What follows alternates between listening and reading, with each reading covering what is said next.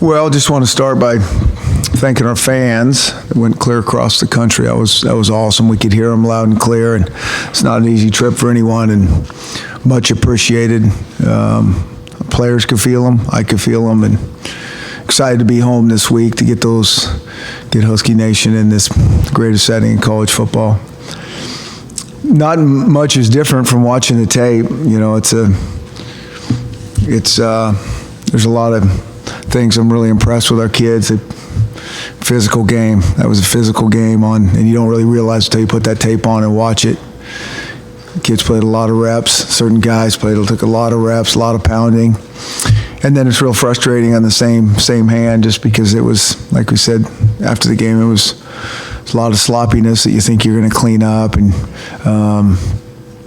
we run a play one time and it looks great, and then the next, you run the next series and it's, looks completely different. And so, I think there's a lot of frustration on all of our parts on those type of things, and just the penalties and, turnovers and those type of things. And then didn't play our best ball when we needed it, when we needed to come through. Certainly on offense we did some really good things, but then we really needed to. It just felt like we kind of, didn't step up like I think we're capable of. So we'll live and learn and move forward. What'd you make of the red zone issue specifically? Yeah, I think it starts with us having a better plan. And I say that I'm involved with the red zone, so I'm talking about myself. I think we have to have a better plan there, give our guys a better chance. I think they're one of the better red zone teams. Like, you could see that last year when you put the tape on, and they seem to pick up where they left off in terms of how they play down there. You had trouble offensive line just watching the game, compared to games in the past or something. They were obviously very good. Was there anything in particular, mechanically or anything, that your line, because periodically we're struggling to get going, take a little bit of control of it? Yeah, and you're going to do that when you play a front seven that's one of the better ones in the country. So let's be realistic about that. You're not going to move down the field. But I do think our kids held up relatively well against those guys physically. A little bit of it was assignment stuff, and then a little bit was technique stuff. But I think the encouraging thing, there wasn't a whole lot of just getting manhandled physically, which, going in, I didn't know how we'd hold up, because those guys are very, very stout up front. So disappointing on one hand, but there is some encouragement there that those kids, like, physically, wasn't necessarily the issue the whole time, for sure. The hit on Jake on 3rd and 12 that clear targeting, it wasn't called. How do you kind of handle that, I guess? Move on. What are we going to do? Turn it in now, and hopefully they give us the penalty now. We march it out, play the game. It is what it is. I don't know how they missed that. Their guys upstairs looking at targeting too. It's blatant as all get out. It is what it is, but move on. When you looked at the first quarter, what really stood out in terms of the start? Performance anxiety curve. That's what it is. The guys just finally settled down, run the same plays and start making plays, and, speed of the game and nerves and all those type of things. And they certainly settled in faster than we did. And, that's all I can attribute it to. And then, we kind of got into a little bit of a rhythm and, played better ball, and it was kind of back and forth game. And that's what I kind of think it is. Being so far away from home, they're essentially being a home game. Are those all contributing factors? I don't know if so much being away. Noise was a factor, for sure. Noise got us at the end. That was the whole thing is, we don't get off on the right snap count. It looks like, three guys don't know what they're doing, they don't get off on the right snap count. Or the center doesn't snap it on, it's a combination of all that stuff.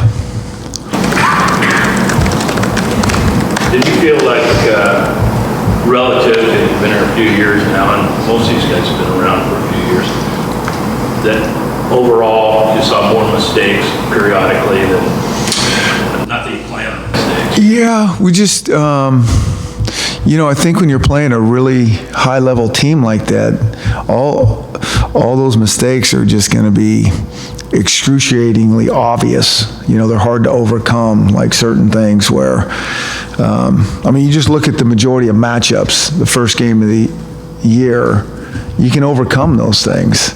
You're going to get another chance. You only get so many chances in certain situations against a team like this, and so those obvious mistakes, come back to get you, whether it's in the red zone or a third down. That's what you only get those, so they show up. That's what I think. Chris, anything on Trey Adams you can ask? You guys tell me. You guys got all the answers. I'm serious. I always try to respect your guys' process, but you guys don't respect our process. Well, I haven't met with Trey or his parents. We're meeting later with the doctors and all that. And we got guys in this room reaching out to Trey when they hear he's out, which everybody in here knows we don't reach out to our kids. So that whole thing's really frustrating to us. How do you think Gilbert's held up on I thought Saturday? he did a solid job. I think overall our O-line will play better, but I think Jared's got the tools to be a very good football player. Happy with the receiver, a lot of talk about that early going in.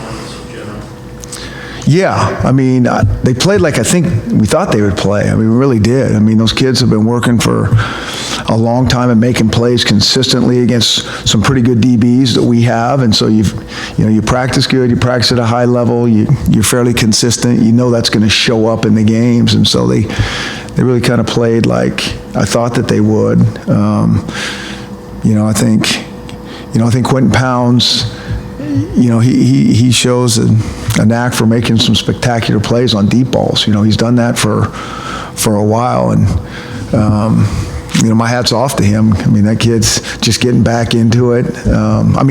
Real football. Some of these guys, he comes back from an ACL, and there's other little nagging things that certain guys battle during fall camp, and he's had some other stuff too, and yet he showed up and, made some most spectacular play in the game. The other part that looked real important in that game with a tough defense is their ability to block on the outside on some of the wide plays. Yeah, I think they'll do that too. They kind of understand that's their commitment to this whole program is blocking, and they're willing to do that. We got to clean up a few things. One of our guys, gets us a penalty for being too aggressive and making a bad decision downfield, and so it's all those things that will come with these guys settling in and playing smarter football. We're pretty. We spend a lot of time coaching and looking at tape and talking about it and practicing smart football out there, and that's one of the areas we got to clean up. You go hand in hand with that. Did you notice anything with the new rules and like the receiver blocking downfield, or was there any aspect of that you noticed during the game? No. I think I saw one. I can't remember what side it was on. Like it was a cut maybe downfield. It was a little bit too far downfield that they probably missed. That probably should have been called. But other than that, I think you saw the fair catch rule. They fair caught one on the kickoff. But other than that, not really.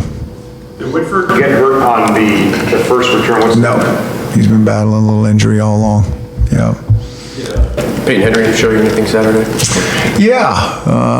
It's a pretty big stage to go on for your first time, and thought he did a nice job, and he'll continue to get better. Chris, it appeared Auburn really had firm control of that game early, but somehow you were able to turn that and dominate a substantial portion of that game. Is that something that as you address the team, you kind of praise them and draw focus to that, or do you feel like you're past that and, hey, we either win or we lose type of thing? What's the mentality there? Yeah, it is, we call it as we see it. I think we're far past that, patting each other on the back for playing hard and playing physical. It's my job to do that because, those kids lay it on the line. It's pretty impressive when you watch it up close and see that. But it was frustrating because, it took us a while to settle in, but once we did, you feel like we can make these plays. We just need to do our thing, and we didn't. And, and credit to Auburn. Those guys are good, and they did their thing better than we did our thing. It's really that simple, but it wasn't like, were grasping at straws and felt like, we got to make a play. We've been in games like that where we've had to do that and have done that. This didn't really feel like that. They made the plays at the critical times that we didn't. We get into the red zone and, that option play, looking back on it, that starts again. We checked so many plays. We probably should have checked out of that. And then the guy surprises Jake. We can take a 4-yard loss there, kick a field goal, and we're still good, So it's that type of stuff. And then, we're going on a good drive at the end of the game, and we run the ball. I think it's 2nd and 10, and we take a 4-yard. That's our base run. We've already hit them a couple times on 15-yard gains. It's a 4-yard loss because we don't execute on the same exact look. And so those type of things and the consistency that, is really, really frustrating, that we're all in this together. I tell our players that all the time. It's very easy for a coach to go in there and point fingers and you got to do this better. And that's not how we do it. It's like, how can we help these guys more? And then they get their role and their job, what they got to do. And certainly that's our job to point it out, but we're all in this together. How did you assess the receivers overall Saturday? Yeah, I thought they played well. I think that's, what I thought. I thought they played well. I didn't think anybody had this unbelievable, career, changing game. I think that those are hard to have against those type of teams. But I thought they played solid as a group. I think there's a lot of little things that we can still clean up, that they'll play better. But those kids, I think everybody else had such maybe lower expectations. We didn't. We thought they'd go out and play like that, and they did. And can we get better? We can. You had Bocelli down the middle, and Jake just had the ball. The middle linebacker got his hand on the ball. Oh, yeah. So just talk about Bocelli, the coaching points, if there are any, with Bocelli and with Jake. Yeah. We would have liked that route to develop a little bit slower, to get him in that hole a little bit slower. He just felt space and took it a little bit quick, and then Jake. So the combination, the time. I will tell you this, I thought that might have been a play of the game on their side of the ball. That linebacker dove and got that, and he made a spectacular play.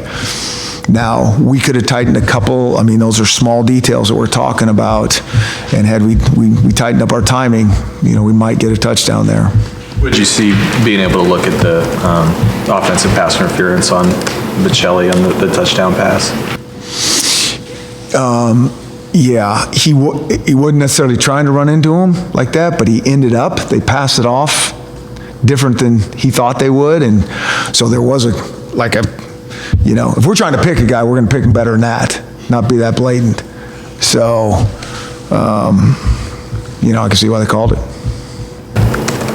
Is Bartlett back on the outside full-time now, or is he? He's a swing guy for sure. Tevis does a great job. There's not many guys that we can move around like that. He played a lot of football, made a lot of tackles. I thought all of our linebackers did a really good job, just being tough, physical guys, and he's one of them. Saw Nada on the field late in the game. Mm-hmm. What'd you make it kind of? Yeah, I think he's got he's another guy that's got to keep him healthy, and young guy that's got some talent. He can run. Face mask on Jordan Miller. Didn't seem like it was near the play. Yeah, Was that a legit call? I didn't even see that. That face mask penalty, I think those, I don't know, I never liked that. There's face masks, everybody knows it, and then there's the other stuff, like, what? But supposedly they can't officiate, too much gray area, I don't know. Chris, are there any comparisons at all with what fans will see this weekend with any of the offensive and defensive philosophies that are in the Pac-12? No, exactly, scheme-wise, much different. What we're seeing this week. It couldn't be 180 degrees different. So that's interesting for us. We've been working like a long time, and different type of schemes, and you see all these spread offenses, and they're not a spread offense. They are kind of a two-back offense, and they're good at it. They got some really good tailbacks. I think last year, they won the Big Sky and got to the playoffs 2 years ago, and last year I think they were even predicted to win it again, and they had all these injuries. which just changes everything. And so they have a few of those guys back on defense, some in their secondary. But their tailbacks are really good. They have two of them. One's a 3-time All-American. And I think, for us to judge things, looking at them, and they played Utah last year, and you can see some of their playmakers really show up and do some good things. So, but the style on defense as well is much different than, we've seen for the last handful of games. You're kind of describing Stanford a bit in the phone booth, or is it even more throwback? No, it's Stanford, I guess you say that if somebody uses a fullback at Stanford, but, they use a couple tight ends, but they use fullback, and they do a good job with it. They really do. Jackson Kirkland, debut, Saturday. Yeah, I thought he, first time out on that stage, another young guy that, held his own pretty good.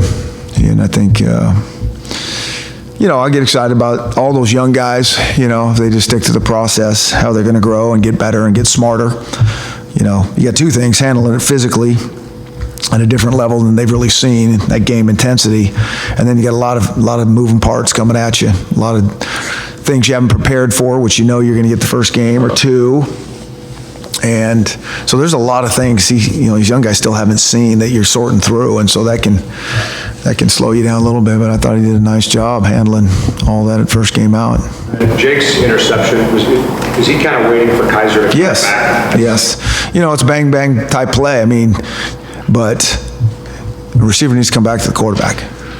What did you make of his game overall, Jake? I thought he was solid. I thought he threw some very nice balls in there.